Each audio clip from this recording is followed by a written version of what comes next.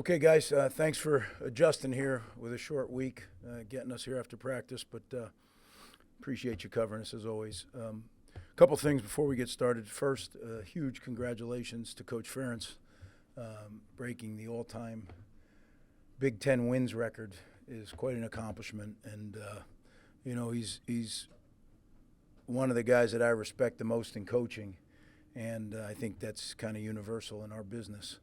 He's done it really well for a really long time. So, congratulations. The consistency that he's demonstrated as the head coach there at Iowa. Just in the last 10 years, right? When you get ready to play somebody, you get a lot of information, obviously. And one of 5 teams in the country that have won at least 8 games in the last 9 years. There's only 5 of them in the All-America. So, again, when you play his teams, they're tough, they're disciplined, they're smart, they're well coached. And they're never going to lose the game. You're going to have to go beat them if you're going to win, and that's quite a challenge. When you look at them, it's a really good football team. Quarterback Gronkowski is a proven winner, national champion 2 times over, and has just won, I think, more games than anybody else, or maybe there's one guy who's won more games than him as a starting quarterback. So, and certainly you can see the improvement each week, getting more and more comfortable with their system. You look at their offensive line; it's big, strong, athletic, as you're accustomed to Iowa's offensive line. Really well coached again. A depth at running back. They've had some injuries, but they just seem to roll out another one, and the guy's really, really good player. And then at wideout, they have more depth than maybe in the past. They spread it around more. It's going to be interesting how they attack us. But big challenge for our defense.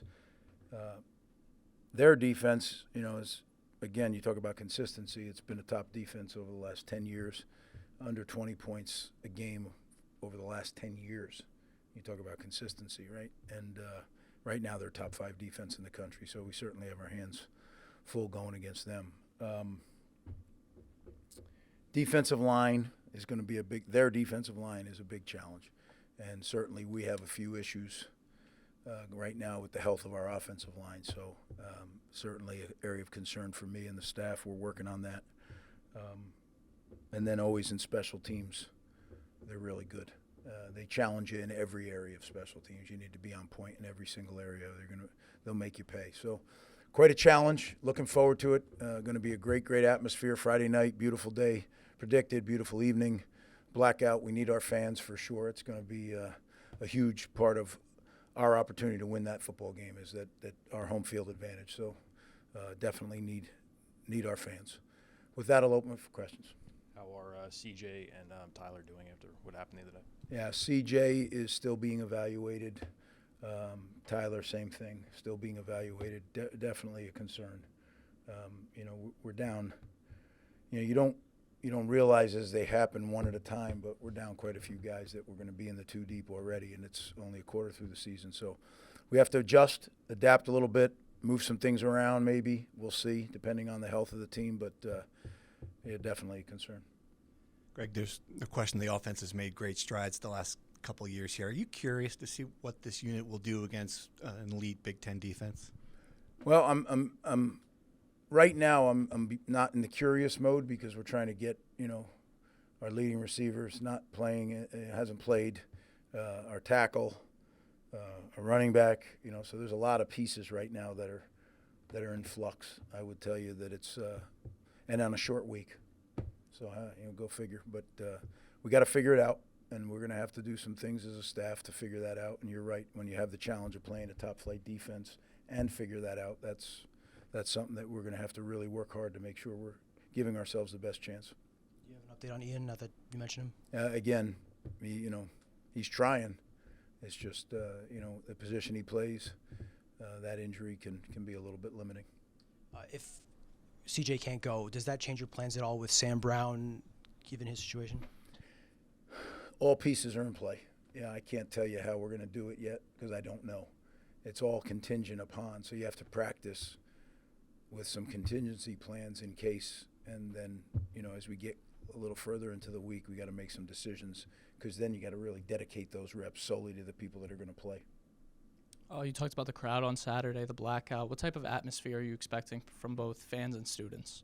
Well, we had if you look back last year, the blackout, week 4 against Washington, it was an amazing atmosphere. We need to have that. We're a little bit shorthanded, as I've mentioned. We need that energy. We need the fan support. We need all that to give ourselves the best chance to win. Coach, you've seen the defense take strides in the past few weeks. Where do you think they are at going against your first Big Ten opponent, and what do you expect in that game? Again, we're a work in progress, as I've said, but now the picture kind of changes a little bit. So yes, they do gun run, but they also do pro style under center, right? So there's kind of like 2 different offenses you have to prepare for, and then the quarterback. When you watch him run, he reminds me of Johnny Langan. He's 6'2", 235, and he hits it down in there.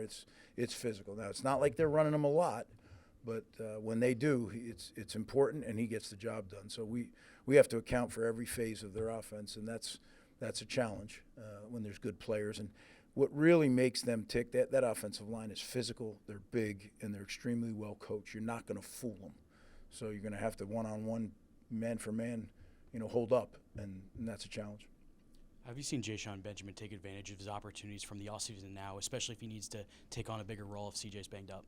Yeah, Benji's done that since the day he's been here. We chose to redshirt him last year, but he's a great competitor. He's a really good running back. He's got great vision, can change direction on a dime, and we're going to need him more now. You talk about Coach Kirk Ferentz and your admiration for him. Iowa's a developmental program, much like you guys. Do you see them somewhat as a model in terms of that pipeline, the way they always seem to reload? I did when the first time we were here. I looked at them as a program that we would like to emulate. And, again, you can't live in the past. My regret is that I left. If we hadn't left, who knows, we might be that program today. But we're not, right? We are where we are, so we have a lot of work to do, and that's really my focus now. Mo Giwa, what have you seen from him in this last game, and then what made you go after him in the portal? Well, Mo's a big, athletic offensive lineman, but it was a huge step up in competition. And, he went in there and battled Saturday. We just got to make sure that, this is a whole different animal now we're playing. This defensive front's probably the best in the Big Ten. I mean, they are physical. They play with great pad level. They're nasty. They get after the quarterback. They play the run well. They redirect blocks. They do all the things that are hard. So we have to be on point on the offensive line. So if Mo gets the opportunity, he's going to really have his hands full. You kind of touched on this already with some of the injuries in the other position groups, but how do you and the staff prepare the guys that may need to be that next guy up on a day-to-day basis for if they do get that opportunity? That's all we do. As was said here, we're a developmental program. So, we're developing all the time. That's what we were doing just now. The guys that are going to be in the travel squad, they took it in, and now we were just out there for a half hour developing our players. And that's what we do every day. There's never a day that we don't take advantage of an opportunity to develop the younger players. It may be for this year, it may be for next year, it may be 3 years from now.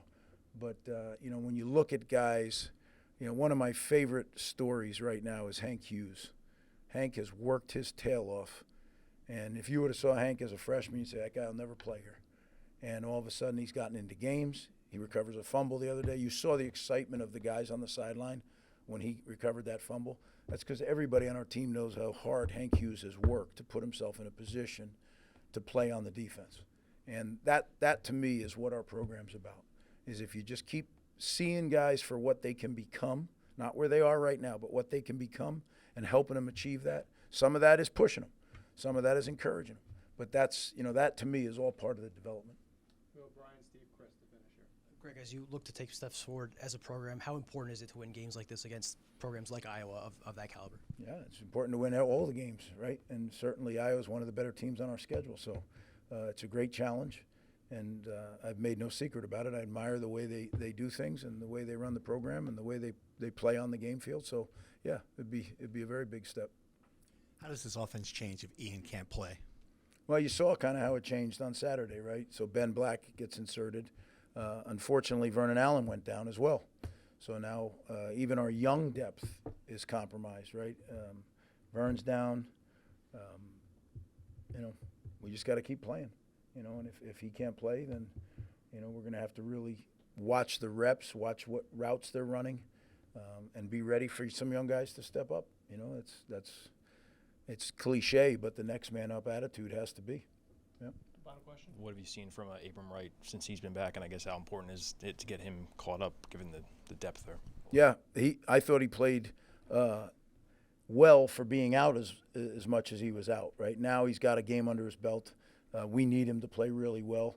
I look at those three as all starting linebackers, all three of those guys. So we're gonna play them all and different roles, different packages, but they all need to play, and they all need to spell each other for us to be the best defense we can be. Well, I'm gonna say it one more time. We need you guys at the Blackout, fans. So come on out. Thank you.